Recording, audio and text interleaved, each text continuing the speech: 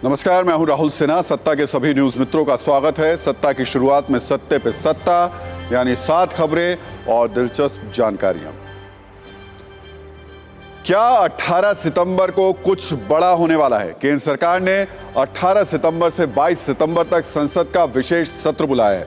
इसकी कई वजह हो सकती हैं, लेकिन सूत्रों की माने तो इसमें सरकार एक देश एक कानून पर बिल ला सकती है। इसके क्या मायने हैं और क्या ये वाकई संभव है? आज सत्ता में ये समझने की कोशिश करेंगे। अडानी ग्रुप पर आई नई रिपोर्ट से सियासी गलियारों में एक बार फिर से खलबली मच गई है।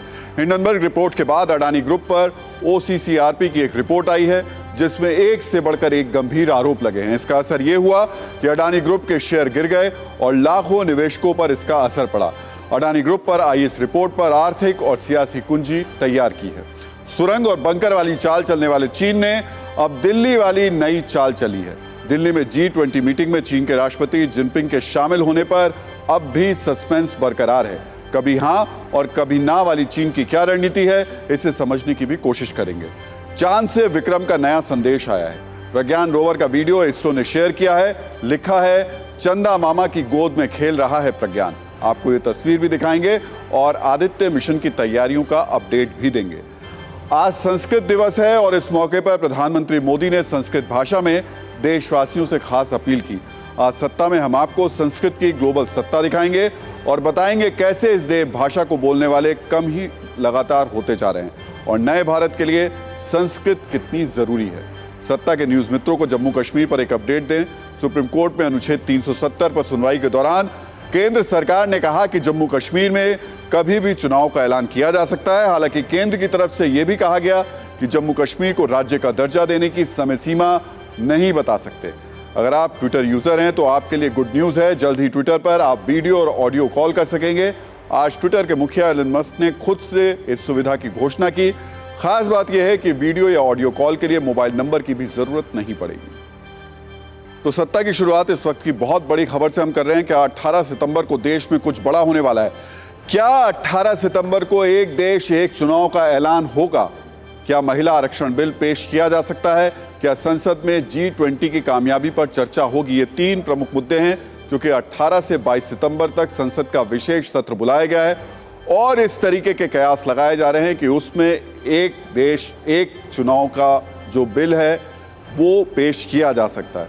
ये सवाल हम इसलिए उठा रहे हैं क्योंकि केंद्र सरकार ने 18 से 22 सितंबर तक का जो संसद का विशेष सत्र बुलाया है, सूत्रों की माने तो इसमें सरकार एक देश एक चुनाव पर बिल ला सकती है। वन नेशन वन इलेक्शन के लिए संविधान संशोधन करना इसमें जरूरत होगी उसकी। संविधान के अनुच्छेद 83, 85, 172, 174 और 356 में इसके लिए संशोधन करना होगा। और इस पर बात करने के लिए अमोद राय मेरे साथ मौजूद हैं। अमोद, अभी तक जो खबरें निकल कर आ रही हैं, बहुत कंफर्म तो कोई भी कुछ नहीं बता पा रहा, लेकिन क्या खबरें आ रही हैं और क्या इसे पुष्टि के तौर पर देखा जाना चाहिए? देखिए Rahul ji, one nation one election ये मोदी सरकार के दिल का विषय है, बहुत दिल के करीब का विषय है। और 2018 में पार्लियामेंट्री कमेटी ने रेकमेंड भी किया था कि इसको लागू किया जाना चाहिए। और साथ ही मैं आपको बताऊं कि जो विधि आयोग है उसने भी इस पर सहमति जताई थी कि वन नेशन वन इलेक्शन किया जाना चाहिए। लेकिन नीति आयोग ने ये ज़रूर कहा था कि इस पर वाइड कंसल्टेशन की ज़रूरत है। लेकिन मोदी सरकार हमेशा अपने फैसलों से लोगों को चौंकाती है। आज जैसे कि बताया गया कि 18 से 22 स्पेशल सेशन बुलाया जा रहा है। इसको लेकर मैं आपको बताऊं कि अब तक जितने भी स्पेशल सेशन बुलाए गए हैं, मामूली तौर पे वो 1 से 2 दिन के होते रहे हैं। ये 5 दिनों का सेशन है। निश्चित तौर पे G20 की सफलता, चंद्रयान की सफलता और अमृतकाल के भारत की चर्चा हो सकती है। लेकिन सरकार के सूत्र ये बता रहे हैं कि 1 से 2 बिल महत्वपूर्ण बिल इस सेशन में आ सकते हैं। और हालांकि इसमें कयास ज़्यादा लगाए जा रहे हैं कि क्या हो सकता है, लेकिन इस बात की चर्चा सबसे ज़्यादा गंभीर रूप से की जा रही है कि वन नेशन वन इलेक्शन को इसमें लाया जा सकता है। हालांकि इसके जो संवैधानिक दिक्कतें हैं, इसके जो कानूनी पहलू हैं, उस पर भी चर्चा हम लोग को करना आवश्यक है। निश्चित तौर पर अमोद, और मेरे साथ में इस वक्त पीयूष पांडे मौजूद हैं। पीयूष, सबसे बड़ा सवाल, ये इतना आसान नहीं होगा, क्या क्या करना होगा और कहां कहां पेच फंसेगा अगर वन नेशन वन इलेक्शन की बात करें तो? देखिए राहुल जी, सबसे अहम बात यह है कि संविधान संशोधन करना होगा। कई अनुच्छेद ऐसे हैं जिनमें संशोधन करना पड़ेगा, खास तौर पर आर्टिकल 83, 85, 172, 174 और 356। 356 राष्ट्रपति को शक्तियां देता है और उसी आधार पर राष्ट्रपति शासन लागू किया जाता है। अगर 356 में एक लाइन महज ये जोड़ दी जाती है कि राष्ट्रपति वन नेशन वन इलेक्शन के लिए एक साथ ही चुनाव कराने के लिए एक बार अपनी शक्ति का प्रयोग कर सकते हैं और सभी विधानसभाओं को भंग कर सकते हैं और उसके बाद एक साथ वन नेशन वन इलेक्शन कराया जाएगा। इसीलिए 356 में भी संशोधन करना होगा। और ये बात अभी हाल ही में करीब 1 माह हुआ जो कानून मंत्री हैं उनकी ओर से भी कही गई थी कि संविधान के कई अनुच्छेदों में संशोधन करना होगा। और वो जो अनुच्छेद हैं वो 83, 85, 172, 174 और 356 हैं। इसके अलावा जो आरपी एक्ट है, बेसिकली जन प्रतिनिधित्व कानून है, उसमें भी संशोधन करना होगा, क्योंकि तमाम जो संचालन होते हैं निर्वाचन के, वो संचालन आरपी एक्ट के जरिए किए जाते हैं। तो ये इतना आसान नहीं है सरकार के लिए भी, लेकिन अगर सरकार के पास 2/3 बहुमत है तो आसानी से वो सारे ही संविधान संशोधन कर सकती है। लेकिन इसमें भी एक पेच है पीयूष, जो सबसे ज्यादा महत्वपूर्ण हो जाता है। क्या ये सिर्फ यहीं तक सीमित है या फिर विधानसभाओं में जाना पड़ेगा और उसमें भी 50% विधानसभाओं की सहमति होगी, उसके बाद ये होगा? आपके पास आऊंगा, लेकिन आमोद, कुछ तो बड़ा होने वाला है। जो बात कही जा रही है कि G20 की उपलब्धियों को देखा जाएगा या फिर चंद्रयान की उपलब्धि को बोला जाएगा, सिर्फ इसे लेके तो सेशन नहीं बुलाया जा सकता। महिला आरक्षण विधेयक की भी बात हो रही है, कहा जा रहा है कि इसको भी लोकसभा में लाया जा सकता है। बिल्कुल बिल्कुल राहुल जी, इस बात की भी चर्चा है कि महिला आरक्षण बिल को भी इस सेशन में लाया जा सकता है और इसके साथ ही यूसीसी की भी चर्चा है। लेकिन मैं आपको यहाँ एक चीज़ बताऊं कि महिला आरक्षण बिल को लाने के लिए सरकार को सत्र बुलाने की ज़रूरत नहीं है। वो सरकार अध्यादेश के जरिए भी उस बिल को ला सकती है। और जहाँ तक यूसीसी की बात है तो सरकार के सूत्र काफ़ी समय से ये बोलते रहे हैं कि पहले ये बिल 2-3 राज्यों में पास कराया जाएगा, उसके बाद केंद्र सरकार में इस बिल को लाया जाएगा, संसद में इस बिल को लाया जाएगा। लेकिन अकस्मात जो आज चर्चा हुई है पीपल रिप्रेजेंटेशन एक्ट की में चेंजेज की और एक वन नेशन वन इलेक्शन की, तो इसके कुछ राजनीतिक पहलू हैं जो जानना बहुत ज़रूरी है। वो ये कि अभी जो इंडिया अलायंस है, राजनीतिक अगर दृष्टि से देखें तो इंडिया अलायंस में कई ऐसे दल हैं जो राज्यों में एक दूसरे से लड़ते हैं लेकिन केंद्र में यूनाइट होकर चुनाव लड़ना चाहते हैं, जैसे कि बंगाल में ममता बनर्जी और बिल्कुल अमोद, निश्चित तौर पर ये समीकरण तो हम देख ही रहे हैं। लेकिन सबसे महत्वपूर्ण बात यह है कि ये जो सबसे ऊपर इस मामले में चल रहा है 18 से 22 सितंबर का, वो वन नेशन वन इलेक्शन को लेकर के है। और वन नेशन वन इलेक्शन को लेकर के प्रधानमंत्री मोदी ने भी कुछ वक्त पहले जो बात कही थी, आपको वो सुनवा देते हैं।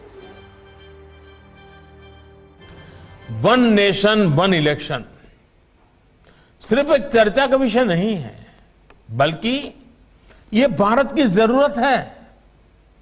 हर कुछ महीने में भारत में कहीं ना कहीं बड़े चुनाव हो रहे होते हैं। इससे विकास के कार्यों पर जो प्रभाव पड़ता है उसे आप सब भली भांति जानते हैं। ऐसे में वन नेशन वन इलेक्शन पर गहन अध्ययन और मंथन आवश्यक है। तो फिलहाल ये अभी तक सिर्फ सूत्रों के हवाले से खबर आ रही है कि 18 से 22 सितंबर तक ऐसा कुछ हो सकता है। और जो हो सकता है उसमें सबसे ऊपर चल रहा है वन नेशन वन इलेक्शन की थ्योरी, उसके बाद महिला आरक्षण की बात हो रही है और तीसरी बात जो कही जा रही है वो कहा जा रहा है कि हो सकता है कि जो G20 समिट है उसकी उपलब्धि को लेकर के और उसके अलावा जो चंद्रयान की सफलता मिली उसको लेकर के इस सत्र में चर्चा हो सकती है। बहुत बहुत शुक्रिया पीयूष आपका और अमोद आपका ये जानकारी देने के लिए। लेकिन इस खबर पर हम लगातार आपसे अपडेट लेते रहेंगे। सत्ता में बात अडानी समूह की, जिस पर एक बार फिर से आरोपों का बम फूटा है और इसका असर यह हुआ कि आज अडानी के शेयरों में भारी गिरावट आई। अमेरिकी कंपनी हिंडनबर्ग रिसर्च के झटके से उबरने की कोशिश में बहुत हद तक कामयाब हो चुके अडानी ग्रुप पर अब एक नया आरोप लगा है, जिसके बाद आज अडानी ग्रुप की कंपनियों के शेयर करीब 2.5% तक गिर गए। जनवरी फरवरी में हुए हिंडनबर्ग कांड के बाद यह सबसे बड़ी गिरावट है। एक विदेशी संस्था एग्नोइस्ट crime and corruption reporting project यानी OCCRP, इस संस्था ने यह दावा किया कि अडानी ग्रुप के निवेशकों ने गुपचुप तरीके से खुद अपने शेयरों को खरीदकर बाजार में लाखों डॉलर का निवेश किया। ये सेबी के नियमों के खिलाफ है। ओसीसीआरपी ने अपनी रिपोर्ट में 3 बड़ी बातें कही। पहली बात, अडानी ग्रुप फैमिली पार्टनर्स ने अपने ही ग्रुप के शेयरों को खरीदने के लिए करोड़ों रुपए निवेश किए। दूसरी बात, निवेश मॉरिशस में ऐसे फंड के जरिए किए गए जिसके बारे में कोई खास जानकारी नहीं है। तीसरी बात, अडानी ग्रुप की कंपनियों ने साल 2013 से 2018 तक गुपचुप तरीके से अपने ही शेयरों को खरीदा था। इसके अलावा ओसीसीआरपी ने एक रिपोर्ट में 2 करीबियों का जिक्र भी किया है। कई टैक्स हेवन देशों की फाइलों और अडानी ग्रुप के आंतरिक ईमेल का हवाला देते हुए ओसीसीआरपी ने अपने आरोप लगाए कि उसकी जांच में कम से कम 2 मामले सामने आए हैं जहां रहस्यमयी निवेशकों ने गुमनाम फंड्स के जरिए अडानी के शेयर खरीदे और बेचे। ओसीसीआरपी ने ऐसे निवेशकों के नाम भी दिए। ये नाम है नासिर अली शाबान अहली और चैंग चुंग लिंग। रिपोर्ट में दावा किया गया कि अडानी परिवार के साथ निवेशक नासिर अहली और चैंग चुंग लिंग के लंबे समय से व्यापारिक रिश्ते हैं। गौतम अडानी के बड़े भाई विनोद अडानी के ग्रुप की कंपनियों में ये लोग डायरेक्टर और शेयर होल्डर भी रह चुके हैं। इन आरोपों से सियासी और कॉर्पोरेट पारा हाई हो गया है। शेयर बाजार में झटके लगने शुरू हो गए हैं और राजनीतिक बयान बम की तरह बरसने लगे हैं। विदेशी संस्था ओसीसीआरपी के इन आरोपों पर अडानी ग्रुप ने सफाई दी, लेकिन यह सफाई शेयरों में गिरावट को रोक नहीं पाई। अडानी ग्रुप ने ओसीसीआरपी के आरोपों पर जो बयान जारी किया उसमें कहा गया है कि हम इन रिसाइकिल्ड आरोपों को खारिज करते हैं। यह न्यूज रिपोर्ट हिंडनबर्ग रिपोर्ट को फिर से हवा देने के लिए सोरोस द्वारा घोषित पोषित विदेशी मीडिया के एक वर्ग की ओर से जानबूझकर प्रकाशित की गई है। ओसीसीआरपी ने जो आरोप लगाए हैं वो एक दशक पुराने मामले से जुड़े हैं जो मार्च 2023 में बंद हो चुका है। तब सुप्रीम कोर्ट ने इस मामले में हमारे पक्ष में फैसला सुनाया था। ऐसी कोशिशों का मकसद हमारी कंपनियों के शेयरों को गिराकर मुनाफा कमाना है।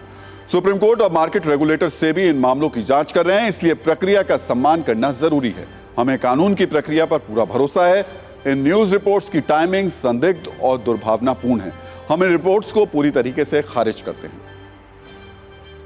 हालांकि इस सफाई के बाद अडानी समूह की कई कंपनियों के शेयर गिरे। अडानी ग्रीन एनर्जी के शेयर 3.76% गिरे, अडानी पावर के 1.93%, अडानी एंटरप्राइजेस के 3.51%, अडानी पोर्ट्स के 3.18%, अडानी टोटल गैस के 2.24%, अडानी ट्रांसमिशन के 3.53%, अडानी विल्मर के 2.70%, अंबुजा सीमेंट्स के 3.66% और एनडीटीवी के शेयर 1.92% गिरे। सिर्फ एसीसी ही ऐसा रहा जिसके शेयर 0.73% बढ़े हैं।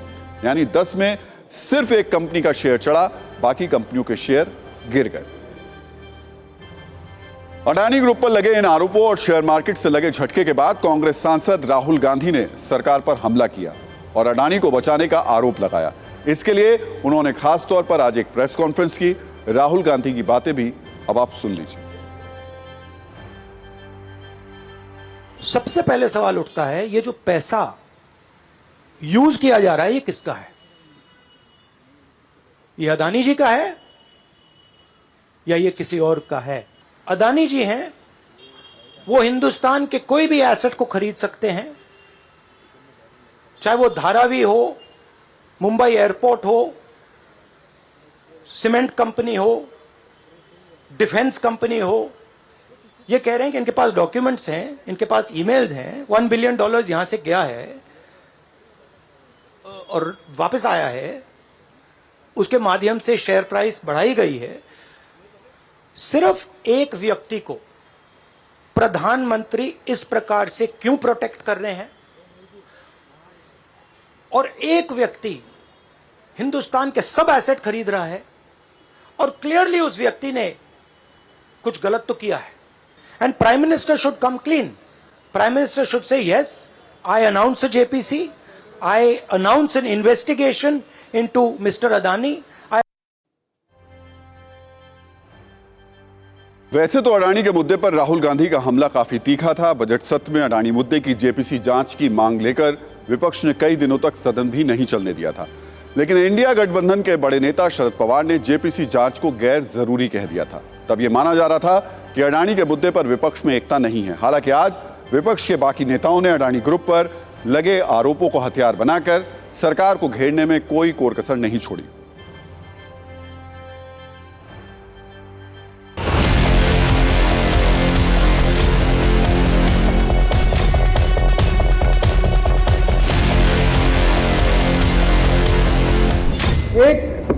प्रधानमंत्री के चहीते दोस्त, प्रधानमंत्री के पसंदीदा उद्योगपति, पूंजीपति ने शेल कंपनियों का इस्तेमाल किया है। सेबी के सारे नियमों का उल्लंघन हुआ है।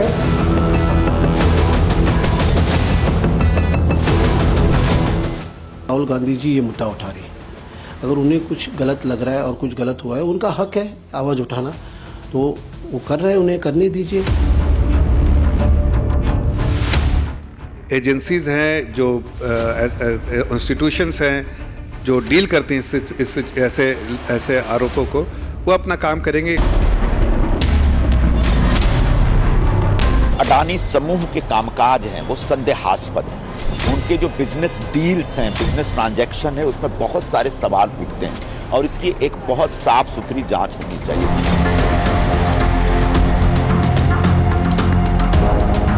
कुछ ताकतें ऐसी हैं, जॉर्ज सोरोस जैसे लोग, ऐसे बहुत सारी ताकतें हैं और दुनिया में जो एक बहुत मजबूत देश जो मजबूत बन रहा है, एक सॉफ्ट नेशन होता था, एक स्ट्रांग नेशन की तरह जो भारत उभर के आया है, तो कई लोगों को आंखों में खटकता है, ये मैं जरूर कह सकता हूं।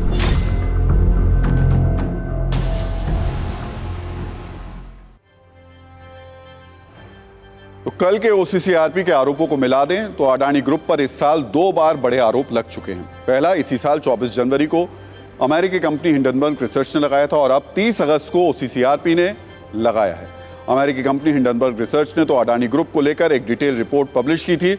उस रिपोर्ट में दावा किया गया था कि अडानी ग्रुप की कंपनियों ने अपने शेयरों के ज्यादा दाम दिखाए, मनी लॉन्ड्रिंग और अकाउंटिंग फ्रॉड किया, शेयर की कीमत 85% ज्यादा दिखाई, अडानी ग्रुप पर हैसियत से ज्यादा कर्ज है, शेल कंपनियों के जरिए निवेश कराए।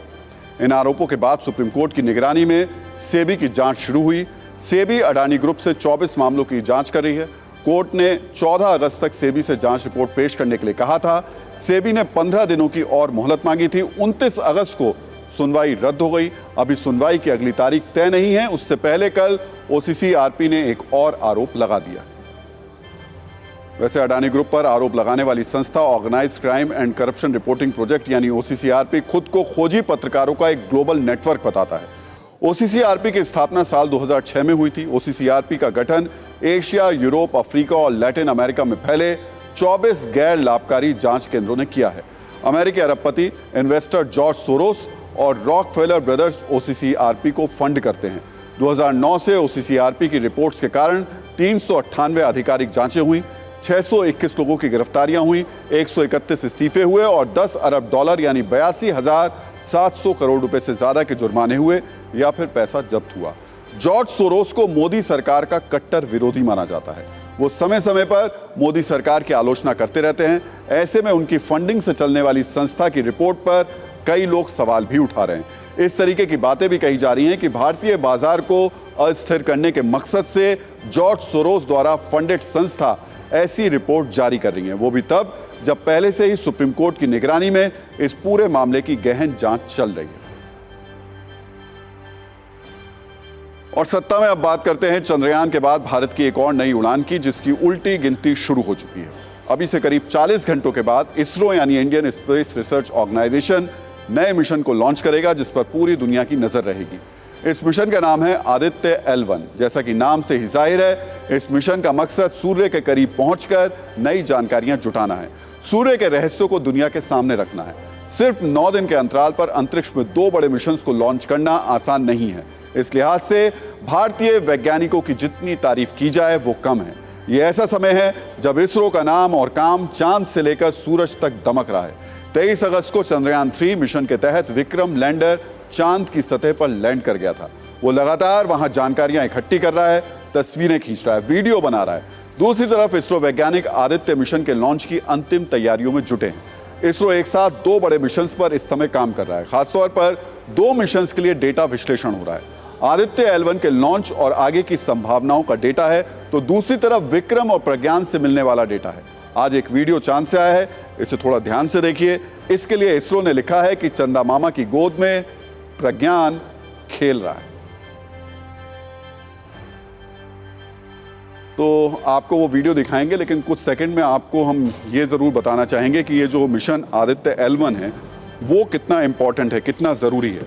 क्योंकि अभी तक आपने चंद्रयान के बारे में तो देखा और सुना है, चंद्रयान की तरफ से लगातार जो वहाँ से तस्वीरें भेजी जा रही हैं वो आपको दिखा रहे हैं, लेकिन ये आदित्य L1 क्या करेगा और कितना इंपॉर्टेंट ज़रूरी हो जाता है।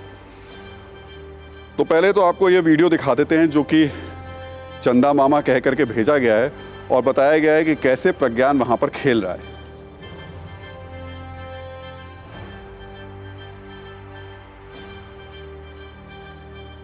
तो ये लेटेस्ट वीडियो है जो इस वक्त वहाँ से भेजा गया है, यानी कि चंद्रयान के ज़रिए यहाँ पर आया है और इसमें बताया गया है कि प्रज्ञान किस तरीके से जो चंद्रमा है उसकी ज़मीन पर रोल कर रहा है, चल रहा है।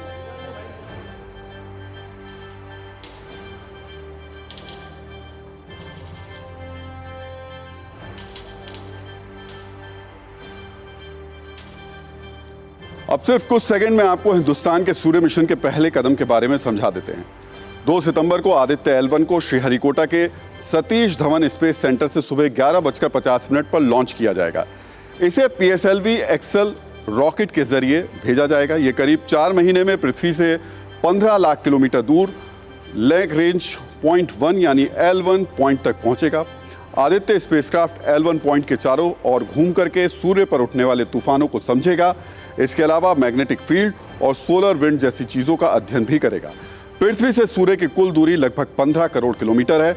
आदित्य L1 15 लाख किलोमीटर तक जाएगा।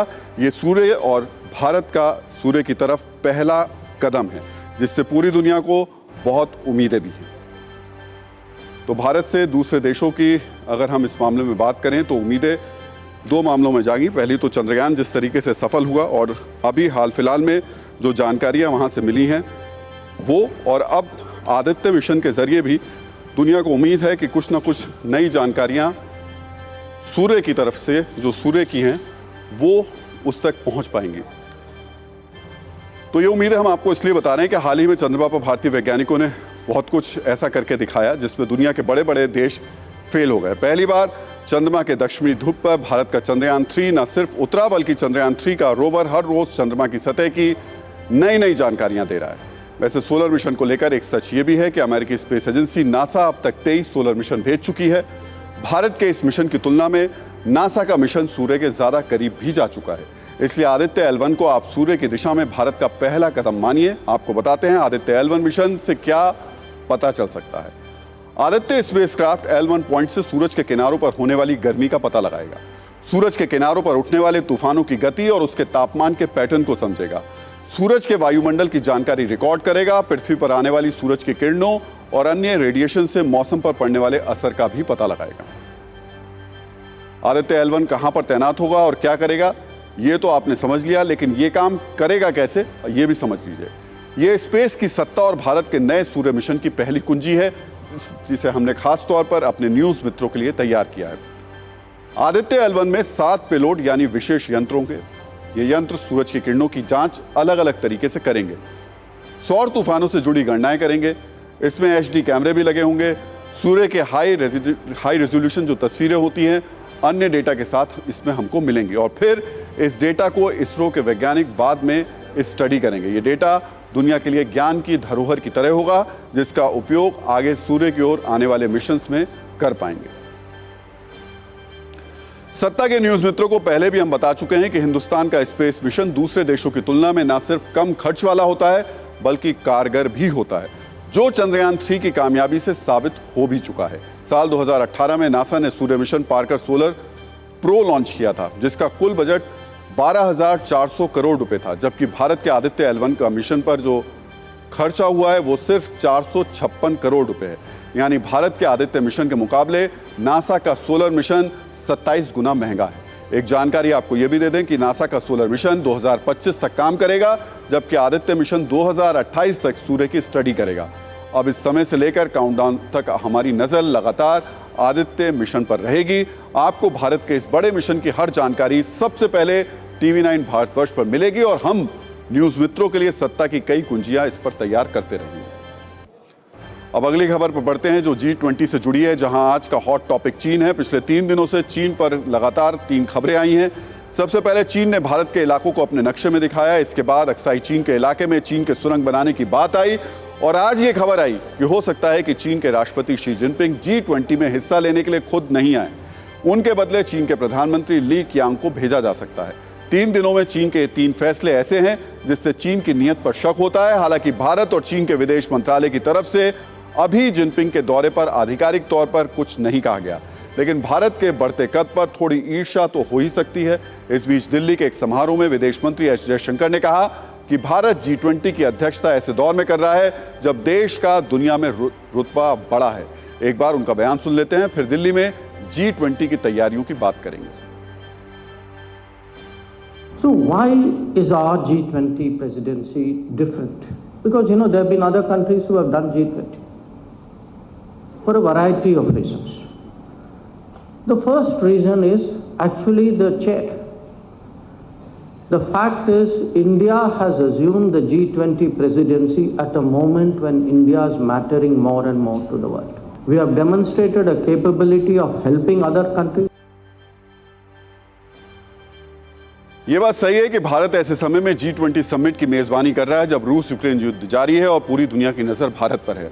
आज इन्हीं मुद्दों पर मैंने G20 में भारत के शेरपा अमिताभ कांत से डिटेल में बात की। उस इंटरव्यू का एक छोटा हिस्सा आपको दिखाते हैं जिससे आप ये समझ पाएंगे कि कैसे G20 संयुक्त राष्ट्र से ज्यादा ताकतवर हो सकता है और उसमें भारत की अहम भूमिका हो सकती है।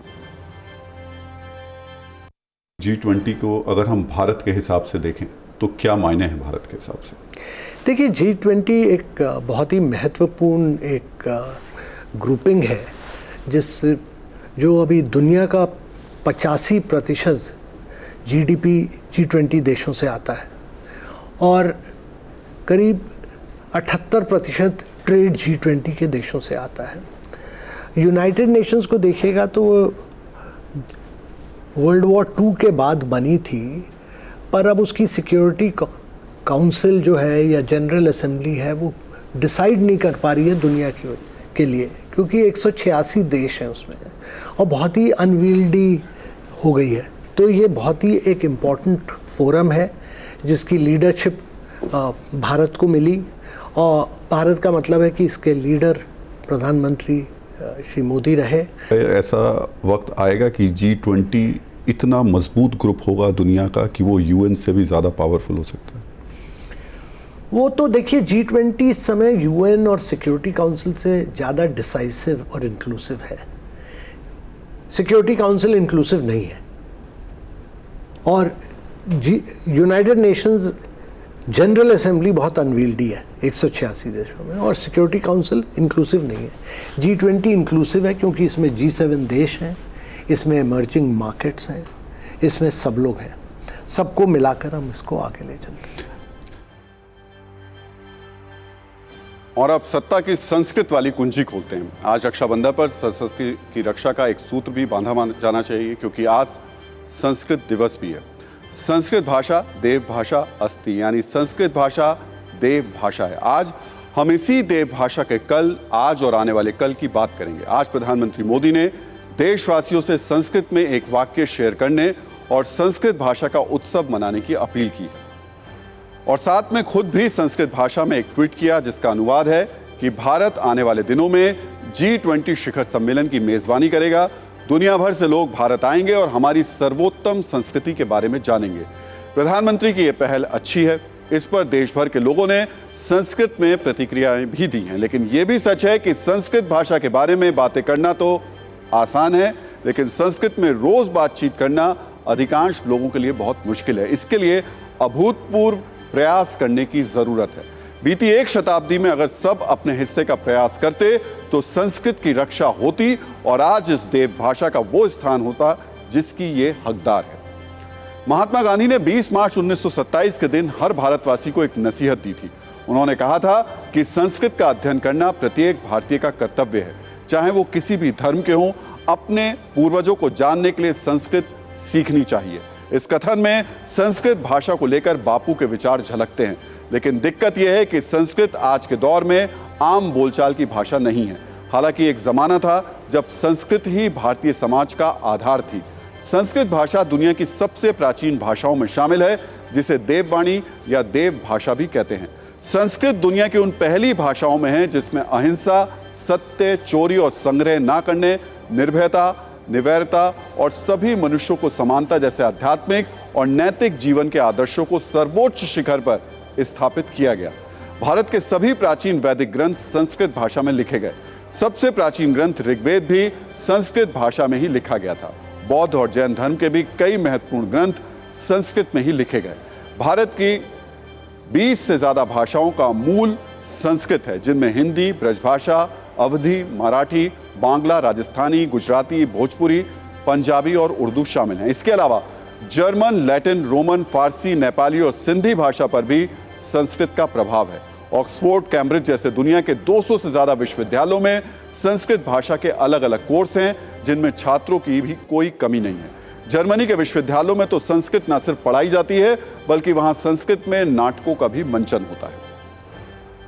संस्कृत का नाम आते ही हमारे मन में गर्व का संचार तो होता ही है, लेकिन जब संस्कृत बोलने की बात आती है तो लोगों का सारा जोश ठंडा पड़ जाता है, जबकि संस्कृत दुनिया की सबसे शुद्ध भाषा भी है। आजादी के बाद वर्ष 1951 में हुई पहली जनगणना के वक्त देश में सिर्फ 555 लोगों की मातृभाषा संस्कृत थी। 1961 में यह संख्या 5 गुना बढ़कर 2554 हो गई। 1981 की जनगणना में 6100 से ज्यादा लोगों ने संस्कृत को अपनी मातृभाषा बताया।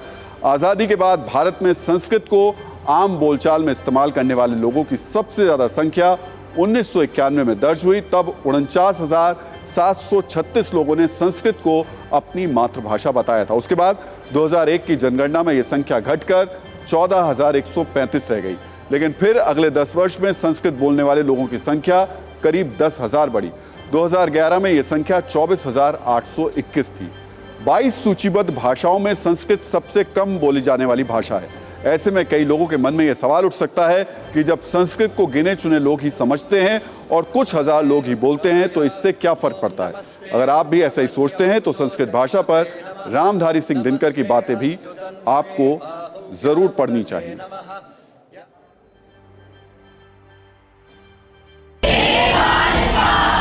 हे बालकाः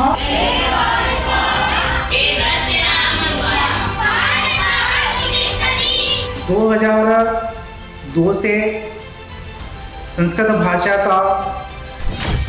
भाषा की शुरुआत हमारे गांव में हुई है। तब से लेकर आज तक यह भाषा हमारे गांव की भाषा बन गई है। आज इस भाषा को सभी गांव वालों ने अपना लिया है। बहुत सारे हमारे गांव के युवा संस्कृत शिक्षक बने हैं। बहुत सारी बालिकाएं संस्कृत शिक्षिकाएं बनी हैं। तो संस्कृत पढ़कर हमारे गांव में लोगों को रोजगार भी मिला है।